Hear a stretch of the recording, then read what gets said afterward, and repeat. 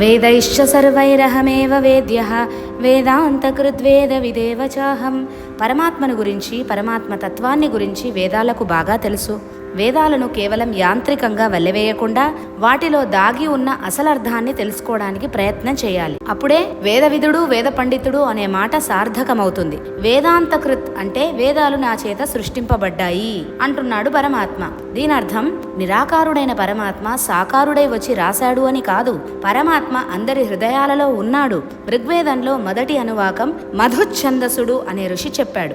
అది తరువాత లిపిబద్ధమైంది. ఋగ్వేద ఋషులందరూ తాము సమాధిలో ఉన్నప్పుడు పరమాత్మ కృపతో వారికి కలిగిన జ్ఞానం ద్వారా తెలుసుకున్న విషయాలని జ్ఞాపకం పెట్టుకొని తమ శిష్యులకు గురు పరంపరగా తరతరాలుగా ఒకరి నుంచి ఒకరికి మౌఖికంగా అందించారు. దీన్నే గురుముఖతః తెలుసుకున్నారు అని అర్థం చేసుకోవాలి. ఈ శ్లోకంలో వేదాంతకృత్ అంటే వేదాలు, వేదాంతాలు గొప్పవారైన మహారుషుల యొక్క స్మృతి పదంలోకి పరమాత్మ ప్రవేశపెట్టి వారి చేత పలికించాడు అని మనం అర్థం చేసుకోవాలి.